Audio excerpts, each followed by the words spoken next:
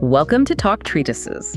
Thanks. I'm really excited to be here for this one. So I have to admit, when I first saw the stack of research for today's deep dive, I was a little hesitant. Yeah, I mean, that makes sense. Because usually on this show, we're tearing apart modern criticism or dense political treatises or maybe some heavy philosophy. But today you've brought us what looks like, a book of myths. It definitely looks like a book of myths right on the surface. It looks like the kind of required reading from a high school literature class, a collection of ancient stories about people turning into trees and birds. So I have to ask, what is the actual value proposition here for you, the listener? Why are we dedicating an entire deep dive to this? Well, that is the exact trap the author wants you to fall into. Yeah. He wants you to think this is just a collection of fairy tales. But if you actually analyze the text, and I mean really strip it down, look at the provenance, look at the era it was written in, it isn't just a storybook. It is a transmission. A transmission of what exactly? Of a specific and, frankly, terrifying cosmology. You have to remember, this is a text written right at the pivot point of the Roman Empire, under absolute imperial rule. And the poet isn't just telling bedtime stories. He is trying to solve the ultimate intellectual problem. Which is how we got here. Exactly. How do you get from absolute chaotic nothingness to the highly structured, incredibly violent world of a global empire? So you're arguing this is less of a fairy tale collection and more like a brief history of the universe, but with a lot more blood. That is exactly what it is. It's a history of the universe. But the central thesis, the one insight I really want you to hold on to for this entire deep dive, is the concept of mutability. Mutability. The idea that consistency is an illusion. We think forms are fixed, right? You think you are a human. A wolf is a wolf, a stone is a stone. Right. But this text argues that forms are just temporary packaging. The stuff inside the soul, the animating force, the divine spark, is entirely fluid. It can slide from a human into a tree, into a bird, into a constellation. Nothing stands still. Nothing stands still. Okay, that is a heavy opener. So let's test this theory out. If this is genuinely a history of the universe, we have to start where the text starts. Book 1. The very beginning. Cosmogony, the birth of the cosmos. Now, most creation myths I'm familiar with, they start with a void, or a creator speaking into the darkness to make light. How does this specific ancient tradition set the stage? It starts with chaos. But this version of chaos is very specific. It isn't just empty space or a vacuum. The text describes it as a rude, undigested mass. Undigested. That is a really visceral word choice. It's incredibly physical. It's described as an inert weight. The imagery here is almost like a physics textbook written by an ancient mystic. It says that the discordant atoms of things were warring within a single body. Warring atoms? Yeah, you had cold fighting with hot, moist fighting with dry, soft fighting with hard. So it's not emptiness at all. It's actually too much fullness. It's this dense soup where everything's constantly crashing into everything else. Correct. It is maximum entropy. It's a state where nothing can exist because everything is canceling everything else out. So the first act of creation in this tradition isn't making something new out of nothing. It's sorting. It's sorting. The text says God and bounteous nature intervene to separate the elements. And the hierarchy they establish is fascinating because it's entirely based on weight. It's based on density. Walk us through that stratification. How does the sorting work? So fire is the lightest element, right? It shoots up to the highest region to form the vault of heaven. It is pure, weightless energy. Right. The stars, the sky. Exactly. Then air hangs just below that. Earth, being much heavier, sinks and draws all the ponderous atoms down with it into a sphere. And water, being the heaviest, sinks to the absolute bottom to surround the solid globe. It's a cosmic centrifuge. Precisely. Order is established by density. But once the stage is built, once the sky is up there and the mud is down here, you have a problem. The theater is empty. It's a beautiful, structured, completely empty theater. Enter humanity. Right. And this is where the text gets delightfully ambiguous in a way that is so important for the mystery traditions. It doesn't give us one origin story for humanity. It gives us two. It hedges its bets. It offers alternatives for the initiate to ponder. Theory 1 is the divine approach. The text says the artificer of all things framed man from divine elements, basically a direct creation from the good stuff. Clean, simple, top down. Which sounds a lot like the standard image of God narrative you hear in Western religions. But you mentioned a second theory in our notes, and frankly, it sounded a lot grittier. The Prometheus theory.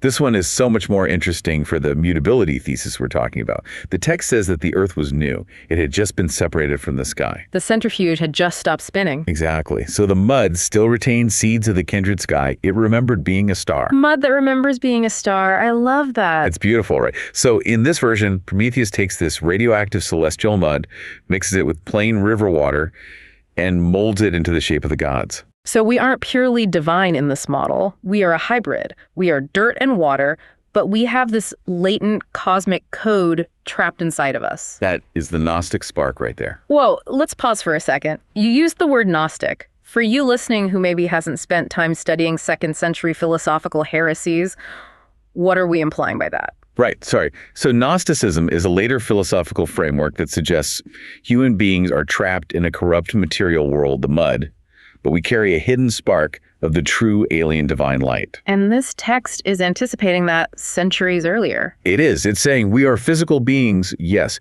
but we are made of sky stuff that got trapped in the earth. And the author gives us a really beautiful piece of biological symbolism to prove it. The posture of the animal. Yes. He points out that all other animals look downward. A cow looks at the grass.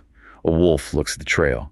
Their gaze is fixed on the earth because that is where they come from. But man was given a countenance to look on high. We are the only animal that naturally anatomically tilts its head back to look at the stars. Because we're looking for home. Exactly. We look at the sky because that's where our active ingredients came from. That is unexpectedly poignant for an author who was ultimately exiled by the emperor for writing scandalous poetry. He definitely contains multitudes. And there is always but in these ancient texts, this high-minded, stargazing humanity doesn't last very long, does it? We don't stay in that golden state. No, we immediately start sliding downhill.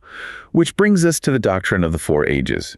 This is a concept you find everywhere in the ancient world, from the Hindu Yugas to the Book of Daniel. The idea of spiritual entropy. The system loses purity. We start with the Golden Age. And I want you to notice what isn't there in the text. In the Golden Age, there are no laws. There are no judges. There is no fear. It sounds like anarchy, but a utopian version of it. The moral anarchy. You don't need laws because everyone instinctively does the right thing. The text says the earth gave food unplowed. You could literally just walk outside, pick strawberries, gather acorns. It was an eternal spring. So no agriculture. That's key. Agriculture implies violence against the earth. It implies plowing, wounding the soil to force it to produce. In the Golden Age, there is no force. So what breaks the system? How do we lose paradise? Power dynamics shift in the heavens. Saturn is banished to the dark prison of Tartarus. Jupiter, the new boss, takes over the cosmos. And we hit the Silver Age. And suddenly the weather turns. Jupiter creates seasons. He shortens the spring, he introduces winter and blistering summers. Which honestly just seems like a jerk move by the new management. Well, it changes the baseline incentives of survival. Because it's cold, man suddenly needs shelter. We stop living in the open air. We have to build caves. We weave twig huts. And because the strawberries aren't growing year-round, we have to plant seeds. We have to work. So the introduction of time in the form of seasons directly introduces labor. And labor hardens us. Then comes the Bronze Age. The text says men became fiercer and much more prone to war, but they weren't yet impious. They fought, but they still respected the rules of the gods. But then we hit the absolute bottom, the Iron Age. Our age, the current state of the world. The description of the Iron Age in this text feels so incredibly modern. It doesn't just broadly say people got bad. It lists specific virtues that fled the earth entirely. Modesty, truth, honor. And it lists what replaced them. Fraud, violence, deceit. And greed. Right. But the part that really stuck out to me in the reading was the industry, the mining. The extraction. The text says we started digging into the very bowels of the earth. The author calls the minerals irritants of evil. Think about that phrasing, irritants. We dig for iron to kill each other with, and we dig for gold to corrupt each other with. We are literally tearing our mother, the earth, apart to find things to hurt each other with. And this is the exact moment where the gods decide they have seen enough. The grand experiment has failed. It's the setup for the first apocalypse. Jupiter calls a council of the gods. And the catalyst for his decision to wipe us out isn't just the general bad behavior of the Iron Age. It's a specific individual, a man named Lycaon. Lycaon, the first savage tyrant. He is the king of Arcadia. Jupiter decides to come down to Earth in disguise as a human traveler just to check on these rumors of absolute wickedness. He arrives at Lycaon's palace. Now, the common people start to worship him right away because they intuitively sense the divinity under the disguise. But Lycaon mocks them. He actively mocks their faith. He wants to test the god. Which is never a good idea. Never. He plans to murder Jupiter in his sleep just to see if he's actually immortal. But before that, he does something significantly worse. A hostage is sent to him from a neighboring tribe. Lycaon slits the hostage's throat, cooks part of the body in boiling water, roasts the other part, and serves it to Jupiter for dinner. Okay, so we have premeditated murder, we have cannibalism, and we have the ultimate violation of guest right. Lasagna, the sacred bond between host and guest. In the ancient mystery traditions, this is the highest possible crime. You do not harm a guest under your roof, and you certainly do not feed a guest human flesh. Jupiter predictably does not take this well. He brings the roof down with a lightning bolt instantly. Lycaon flees in sheer terror out into the silent fields. And this is our first real detailed metamorphosis in the deep dive. Walk us through that transformation, because it's not like a magic trick where he just poofs into a wolf, right? It's a slide. It's a biological degradation. He tries to speak, but he can only howl. The text says his mouth gathers foam. His clothes literally turn into hairy, shaggy coats. His arms drop down and turn into legs. He becomes a wolf. But the detail that is so chilling is when the text says the vestiges of his ancient form remain. Yes. The grayness of his hair is the same. The violence in his eyes is exactly the same. And this is crucial for our understanding of how metamorphosis functions in this universe. Lycaon didn't change into something fundamentally new. He was revealed. The form finally followed his nature. He was already a predatory wolf on the inside. The biology just finally caught up to the psychology. Exactly. And Jupiter sees this and says one house has fallen, but all must fall. He decides to wipe the slate completely clean. Initially, he considers burning the universe to ash. But he stops. He remembers a cosmic prophecy that the heavens themselves might catch fire if the earth burns too hot. He doesn't want to accidentally scorch the axis of the world and destroy the gods too. So he chooses a different weapon entirely. He chooses water. The deluge. Total liquidation. The description of the flood in this text is surrealism at its absolute finest. It describes dolphins getting stuck in the branches of ancient oak trees. It describes seals swimming around where goats used to graze. The lions are drowning. The wolf is swimming right next to the sheep and doesn't even try to bite it because he's too terrified of the rising water. It's the total reversal of all natural order. The chaos from the very beginning has returned. Chaos comes back. That careful stratification we talked about earlier. Fire, air, earth, water. It collapses entirely. The water rises so high it hits the stars. And when the waters finally recede, we are left with exactly two people on Earth, Deucalion and Pyrrha. The Noah figures of this tradition. But they are very different from Noah. They aren't confident patriarchs with a big family ready to rebuild. They are a terrified elderly couple floating in a tiny skiff. They eventually land on the peak of Mount Parnassus. And the world is completely empty. The silence must be deafening. They weep. They pray to the goddess Themis. They ask her, how do we restart the human race? They know they can't do it biologically. They're too old. And the oracle gives them a riddle. She tells them to depart, veil their heads, and throw the bones of their great mother behind them. Imagine their reaction to that. In the ancient world, disturbing a parent's grave is a supreme sacrilege. Pyrrha outright refuses. She's horrified. But Deucalion is the son of Prometheus. He's the son of the forethinker, so he figures it out. He realizes it has to be a metaphor. The Great Mother is the earth itself. Her bones are the stones on the ground. So they start walking, veiled heads, picking up rocks and throwing them over their shoulders. And this gives us the second creation of man. The rocks begin to soften. They lose their rigidity. They start to look like rough statues blocked out in marble by a sculptor. The earthy part of the stone becomes flesh. The solid inner part becomes bone. And the literal veins in the stone, the mineral veins, remain as the blood veins in the human body. I love the geological connection there. But look at the theological implication for a moment. The first humans, the Golden Age men, they were made of divine stuff, or the star mud we talked about. They were soft, noble, incredibly close to the gods. But us, the post-flood humanity. We are made of rocks. The text explicitly says, thence are we a hardy generation and able to endure fatigue, and we give proofs from what original we are sprung. We are tough precisely because we are geology given life. We are hard, we are stubborn. And we are naturally laborious. A stone doesn't move easily on its own. You have to push it. It sets the stakes for the rest of the text. We are a hardened species living in a broken post-apocalyptic world. And in this world, the gods are not our friends. which is the perfect segue to part 2 of our deep dive. Because if there is one overarching lesson from this next set of stories, it is this. You absolutely do not want a god to notice you. No, the differential in power is just too massive. It's like an ant accidentally attracting the attention of a kid with a magnifying glass. Let's talk about Apollo and Daphne. We usually think of this as a tragic love story. In classical art, you see the beautiful statues of them everywhere. But when you read the actual text, it doesn't feel like love at all. It feels like a hunt. It is absolutely a hunt, and it begins with pure divine hubris. Apollo has just killed the python, which was this giant monster snake born from the radioactive slime left over by the flood. So Apollo is feeling invincible. He sees Cupid stringing a little bow and he mocks him. He says, "What are you doing with a warrior's weapon, boy?" And Cupid, being the primal force of desire, decides to completely ruin Apollo's life just to make a point. He draws 2 arrows. One is gold and sharp. The one creates uncontrollable desire. He shoots Apollo with it.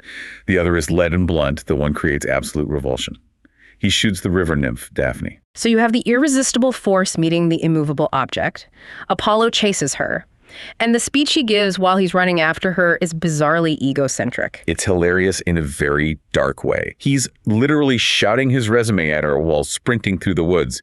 He's saying, "I am not a peasant. I am the Lord of Delphi.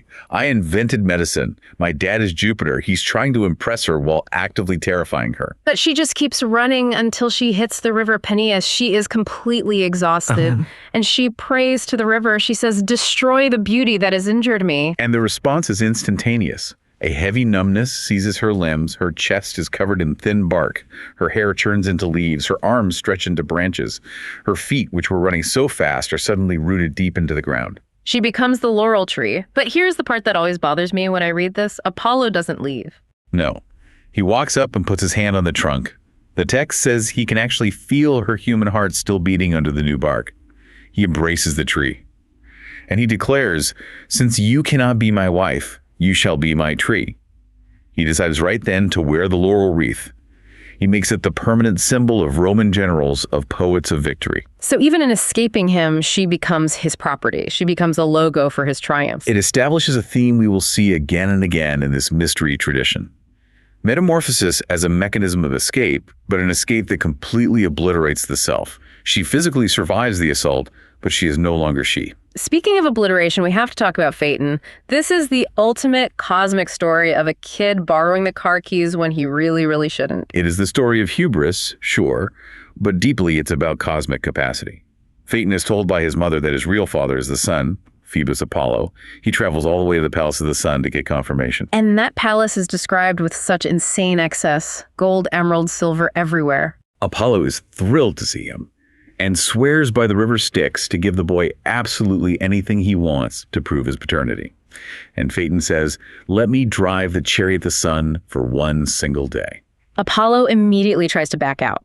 He gives this incredibly long speech about the literal physics of the sky. He explains that the chariot has to constantly fight against the rotation of the stars. He warns him about the terrifying monsters in the zodiac. He tells him, "You will have to pass the horns of the bull, the mouth of the lion, the toxic claws of the scorpion." But the boy insists. He wants the glory of it. So he gets in the chariot. And the very moment he takes the reins, everything goes wrong. The immortal horses know instantly. They sense the weight in the chariot is too light. They sense the hand on the reins is not divine. They completely bolt. And we get this incredible extended sequence of cosmic horror. Faten looks down from the very top of the sky and sees the earth miles below him, and his knees start knocking together in pure physical terror. And then the ecological catastrophe starts because the horses dip the chariot too low. The earth literally catches fire. The text meticulously lists the mountains, burning Ida, Helicon, Parnassus. The fluids are sucked entirely out of the world. The text says the river Nile flees in terror and hides its head, which, by the way, is the mythological explanation for why the Romans didn't know the geographic source of the Nile. And the people on Earth. The Ethiopians. The text claims the blood is drawn so rapidly to the surface of their skin by the intense heat that it turns them black. The entirety of Libya becomes a desert because all the moisture is instantly vaporized. It's a global meltdown. Mother Earth herself actually screams. She shields her eyes with her hand from the heat and calls out directly to Jupiter, saying, "If I must perish by fire, let it be by your lightning, not this mortal boy's incompetence." So Jupiter has absolutely no choice. He strikes the boy dead with a thunderbolt mid-flight. Saving the universe by destroying the individual, Faten falls out of the sky like a shooting star. It is such a harsh lesson on capacity. You cannot wield power you are not spiritually initiated to hold. If you try to drive the sun before you are a god, you burn the world. From the literal heat of the sun to the coldness of the stars, let's briefly look at Callisto. This is another really tragic victim of the god's attention. Callisto is a follower of Diana. She has taken a strict vow of chastity. Jupiter sees her and disguises himself as Diana to get close to her, and then assaults her. She becomes pregnant. And of course, because of the power dynamics, she gets blamed for the assault. Diana realizes she's pregnant and banishes her from the sacred grove. Then Juno, who is Jupiter's extremely jealous wife, finds out and decides to punish Callisto directly. She grabs Callisto by the hair and throws her face down in the dirt. Callisto spreads her arms to beg for mercy, but her arms begin to grow black with rough hair. Her hands curve into sharp claws. She becomes a bear. But again, like Lycaon earlier, there is this massive focus on her internal state. Yes, but it operates in reverse. Lycaon was a wolf inside who became a wolf outside. Callisto is still entirely a human woman on the inside. She groans because she can't speak human words anymore.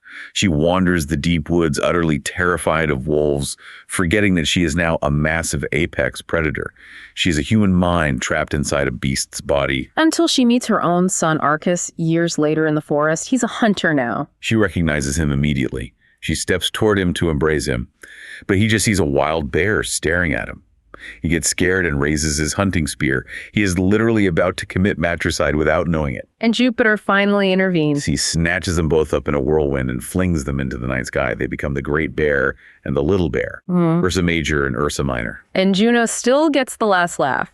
She goes down to the ocean gods and asks them to never let those specific constellations set into the water. That is why the bears never dip below the horizon into the sea. They are forever denied the cooling bath of rest. It's a cosmological etiology. It explains the mechanical movement of the stars through the petty jealousies of the gods. All right, let's transition to part 3 of our deep dive, the Theban cycle. This feels like a major shift in tone for the text. We're moving away from these abstract cosmic disasters and getting into city building and human politics. But it is still incredibly bloody. The founding of Thebes is one of the most violent foundational stories in the entire mystery tradition. It starts with Cadmus. He is the brother of Europa.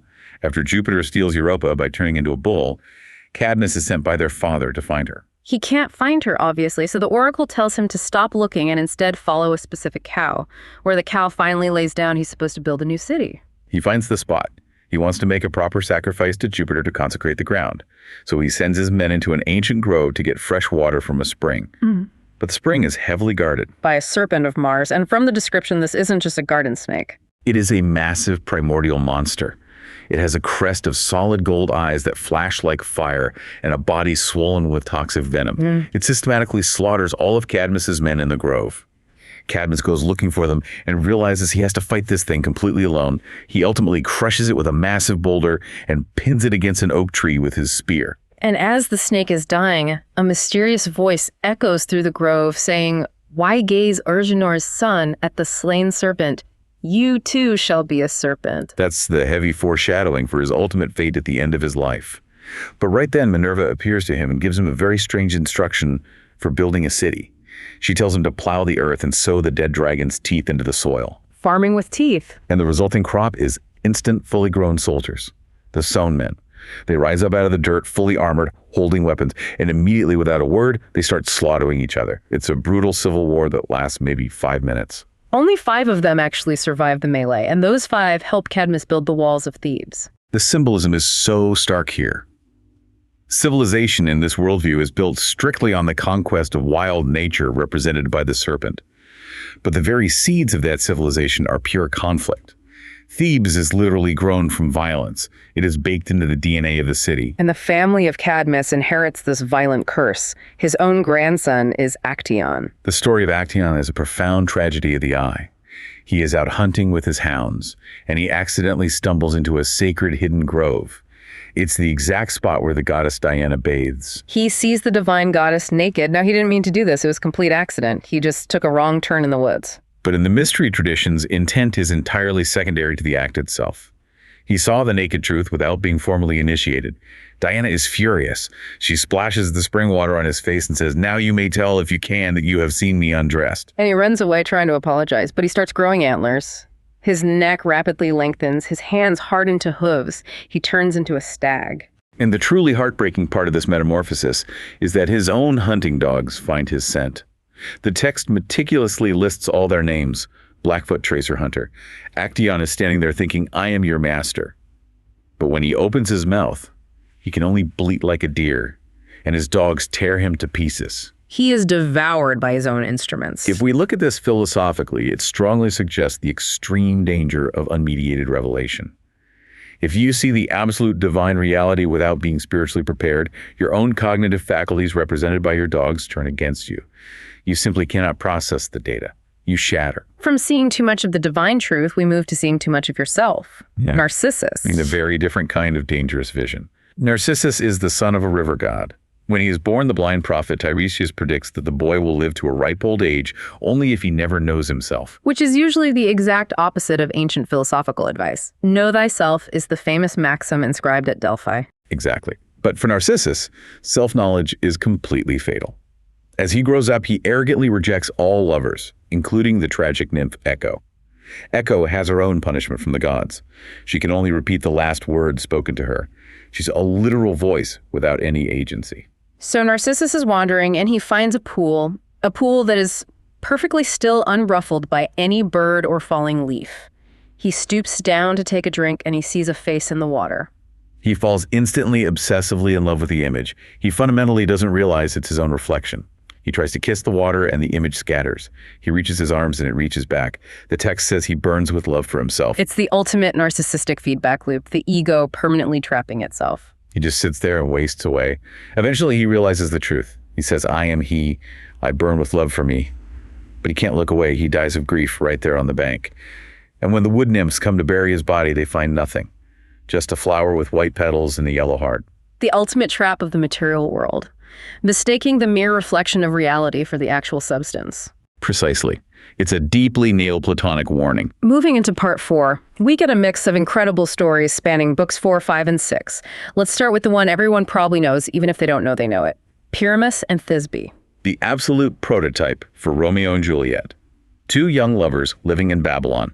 Their families hate each other. They communicate through a tiny crack in the shared wall of their houses. They formulate a plan to elope. They agree to meet at night at a tomb outside the city under a white mulberry tree. Thisbe gets there first, but she sees a lioness wandering around with a bloody mouth from a fresh kill. She runs away in terror and drops her veil. The lioness finds the veil and chews on it, leaving blood all over it. Pyramus arrives a few minutes later, sees the bloody veil on the ground, and assumes the absolute worst. He thinks she's been eaten, so he falls on his own sword. The text describes his blood spurting upward. It actually compares it to a lead pipe bursting, and the blood permanently stains the white mulberries dark purple. The Zeus comes back from hiding, sees him dying on the ground, and kills herself with the exact same sword. And the gods, out of pity, make the mulberry tree forever bear dark red fruit. It's a profound story of how human death fundamentally alters the natural world. The physical landscape absorbs and remembers the human tragedy. The fruit we eat carries the literal memory of their blood. Then we have a story that is decidedly weirder. Salmacis and Hermaphroditus. Hermaphroditus is the incredibly beautiful son of Hermes and Aphrodite. He's wandering the world, and he finds a clear pool where the water nymph Salmacis lives. But Salmacis isn't like Diana's athletic nymphs. She doesn't hunt or run. She just sits around grooming herself and looking at her reflection. She sees the boy and instantly wants him. He rejects her advances entirely. He thinks he's alone, so he strips and jumps into the pool to swim. She immediately dives in right after him. She physically wraps around him like a snake wrapping around an eagle or like ivy on a tree trunk. And she prays to the gods, saying, "May no day ever separate us." And the gods take her entirely, literally. Their physical bodies actually merge into one. They become a single being. The text says neither woman nor boy, but both. And Hermaphroditus, realizing his physical form has been fused and fundamentally altered, curses the pool. He prays that any man who enters those waters will leave them half a man, softened and enervated. It represents a terrifying loss of polarity. In the mystery traditions, spiritual power often comes from the dynamic tension between opposites. Here they collapse into a sterile, permanent unity. Let's talk about Perseus for a minute. We skipped over his origin story with the golden shower, but now he's an active hero in the narrative. He has just decapitated Medusa. And look closely at the generative power of Medusa's death.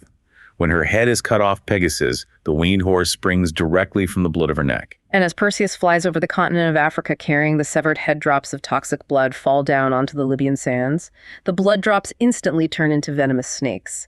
That is the mythological reason why the text says Libya is swarming with vipers. Then Perseus stops to rest in the far western realm of Atlas. Atlas is a massive giant king who holds up the sky. He rudely refuses Perseus' hospitality, so Perseus' punishment pulls out the Gorgon's head and shows it to him. And Atlas turns into an actual mountain range. His thick beard becomes the forests, his massive bones become the solid rocks, his head becomes the highest peak. Again, we see the geology is just biological history solidified. The physical world is made of frozen trauma. Even a few scenes later, when Perseus lays the Gorgon's head down on some soft seaweed just so he can wash his hands in the ocean, the magic leaches into the plants, and the seaweed permanently hardens. That's the origin of coral. Right. Soft underwater, but hard as stone above. It's a contact metamorphosis.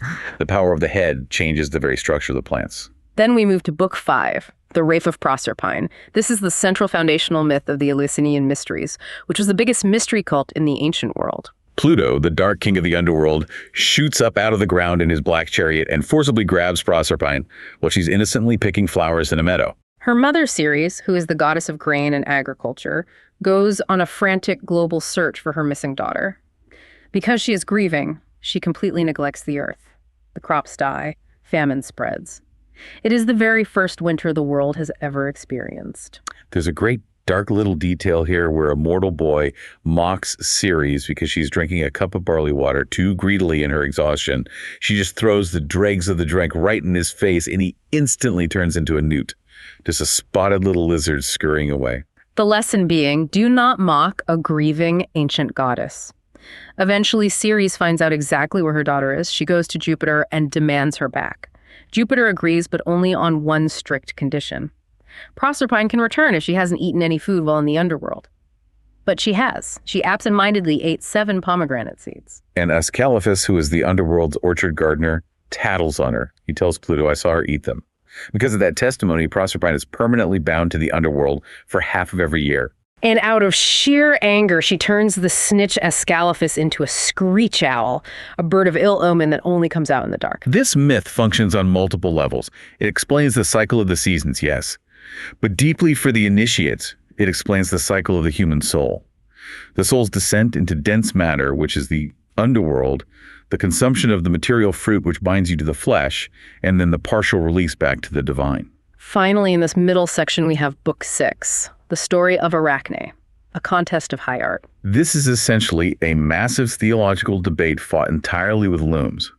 Arachne is a mortal weaver who arrogantly claims she is better than the goddess Minerva. Minerva disguises herself as an old woman to warn her, but Arachne refuses to back down, so the goddess challenges her directly. They sit down at their looms to weave, and what they choose to depict in their tapestries is so telling. Minerva weaves the glory and the absolute order of the gods. She weaves the 12 Olympians sitting in perfect majesty. In the corner, she weaves scenes of arrogant mortals being horribly punished for their hubris. It is pure state propaganda. But Arachne weaves the actual crimes of the gods. She weaves Jupiter turning into a bull to rape Europa, turning into a swan to assault Leda, turning into a satyr to trick Antiope. She weaves the deception and the sexual violence of the divine ruling class. It is a whistleblower's tapestry. It exposes the corruption of power. And the text makes a point to say that her work was utterly flawless. Not Pallas nor envy itself could find a single fault in the weaving. And that is exactly why Minerva completely loses it. She doesn't punish Arachne for making bad art. She punishes her for making true art. She rips the beautiful tapestry to shreds and physically beats Arachne over the head with the wind shuttle. Arachne is so humiliated and broken that she tries to hang herself to escape the shame. But Minerva lifts her up and says, live but hang forever. She sprinkles her with toxic hecatomb aconite. Arachne's hair falls out her nose and ears vanish. Her head shrinks down. She becomes a spider.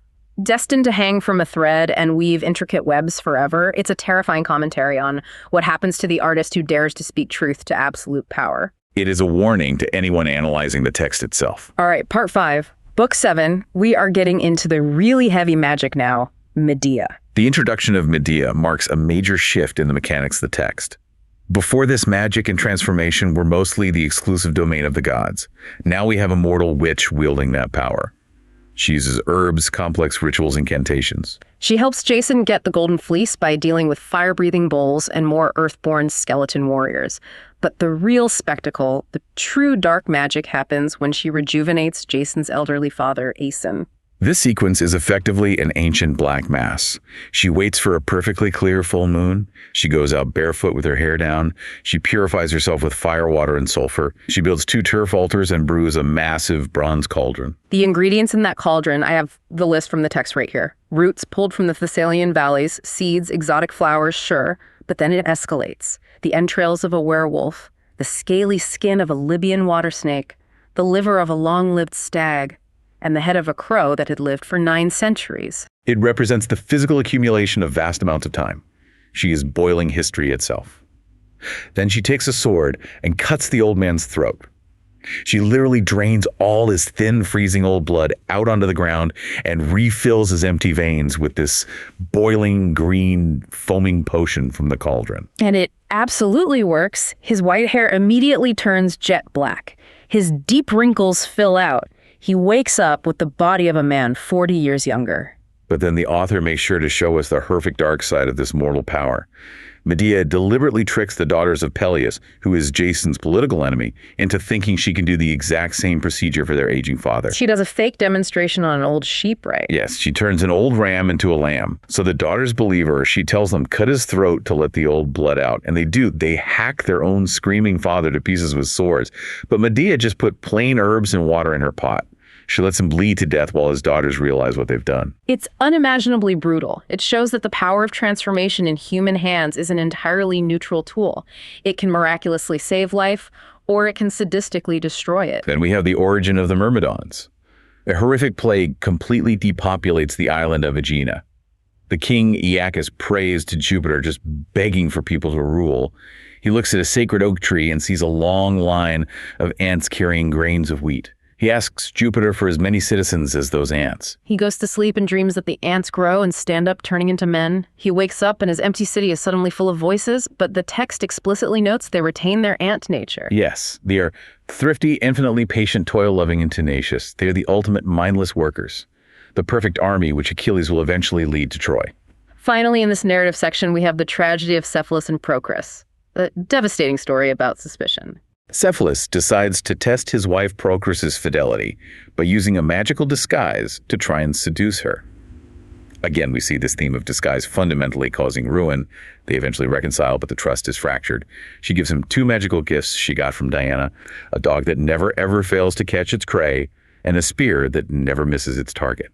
The dog eventually gets turned to solid stone while chasing a mythological fox that was cursed to never be caught. It's a cosmic paradox of the uncatchable meeting the inescapable, so the gods just freeze them both in marble to solve the glitch. But the infallible spear remains. Cephalus goes hunting in the hot woods every single morning. He gets exhausted and calls out to the cool breeze, saying, "Come, Aura, cool my heat." Someone overhears him and completely misinterprets it. They think he is calling out to a secret lover named Aura. They run back and tell his wife Procris. So the next day, Procris creeps into the thick bushes to spy on him to see if he's cheating. Cephalus hears a sudden rustle in the leaves, thinks it's a wild beast, and throws the infallible spear, and he kills her. The magic weapon that absolutely never misses perfectly finds the heart of the one person he actually loves. It's the ultimate tragedy of misinterpretation. Just as Cephalus misinterpreted the rustling leaves as an animal, Procris completely misinterpreted the word aura as a rival. So we have covered 7 dense books of absolute chaos today. Gods assaulting mortals, humans killing each other, people transforming into trees, birds, stones, spiders. What does all of this actually mean for us? If we look at this text as a genuine initiatory document of the mystery schools, it teaches us that the boundary between the human and the non-human is entirely porous. We are not separate from nature. We are nature currently occupying a temporary state of humanness. And the gods in this universe, they certainly aren't moral role models. No, not at all. They are primal forces. They are pure caprice. They are the hurricane, the earthquake, and the lightning bolt.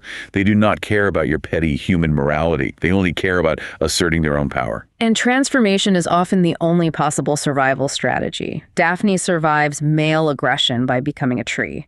Callisto survives by becoming a bear. You have to radically change your form to endure the trauma. The whole epic is a massive catalog of the secret hidden history of the physical world. Why does the wolf delight in the taste of blood? Because it literally carries the human soul of the tyrant Lycan.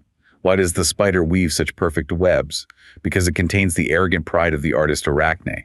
The physical world around us is just a graveyard of human traumas that have been calcified into biological forms. Wow, that is incredibly heavy. But reading the text, it really feels true to the human experience. It is the truest thing there is in their cosmology. Well, before we completely wrap up this deep dive, we have to do our thought experiments segment. These are wild, hypothetical scenarios based directly on the philosophical logic of the text we just discussed. And I need to state the disclaimer. The following scenarios are for entertainment and educational purposes only. They apply the logic of the text to extreme philosophical ends. Please do not attempt to turn your father into a magical soup. I strongly second that. Please don't. Thought experiment number 1. I call this the Daphne Protocol. I really like the sound of that. So in the text, Daphne escapes the intense trauma of a god's assault by intentionally devolving. She loses her higher human consciousness and becomes a vegetable. She gains absolute physical safety by entirely sacrificing her sentience. Right. She opts out of the game. So imagine a near future where the modern gods are uncontrollable, omnipotent forces. Say a rogue superintelligent AI, or an unstoppable climate apocalypse, or a total global surveillance state. Forces you as an individual simply cannot fight. The modern Apollo is chasing us down. Exactly. What if we developed a neurotechnology that allowed humans to permanently downshift their consciousness? You press a button, and your higher cognitive functions simply recede. You become effectively a tree or a grazing cow. You exist, you breathe, you process nutrients, but you are no longer capable of conceptualizing suffering or existential anxiety.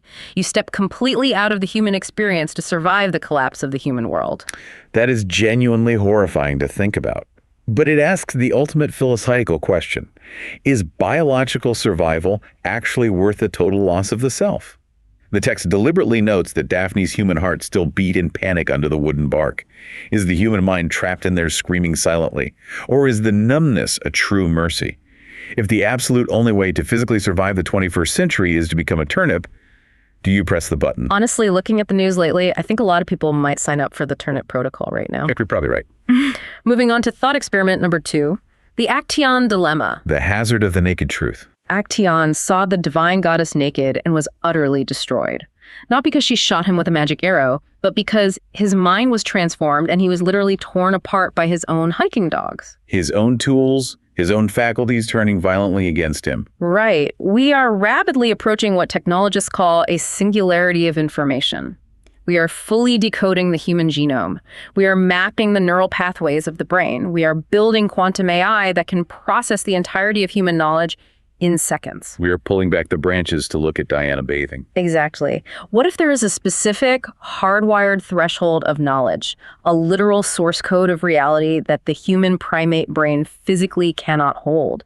If you see it, if you finally understand the naked truth of the universe, your mind doesn't just get smarter, it breaks. It physically restructures into something that can no longer function in a human society. Like an old computer trying to run a massive modern program that literally melts its processor from the inside out. Right. You become a stag.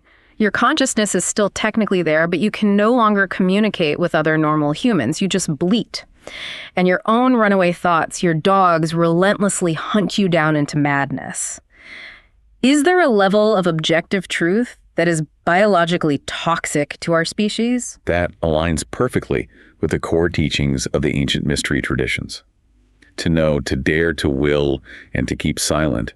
There are fundamental cosmic realities you are simply not supposed to look at until you have acquired the shield of Perseus to view them indirectly. Looking directly at the Gorgon or directly at the naked goddess instantly destroys the vessel. So maybe we should be incredibly grateful for our ignorance. It might be the only thing keeping us human. Well, on that intensely cheerful note, we are going to wrap up this deep dive. It's been a fascinating journey. Next time you see a spider spinning its web in the corner of your room or hear the wind rustling through the reeds by a river, ask yourself, Is that just biology and nature? Right. Or is it a tragic history that we've all just forgotten? And always remember, nothing is permanently fixed. Everything changes. This has been a deep dive by Talk Treatises. Thank you for listening.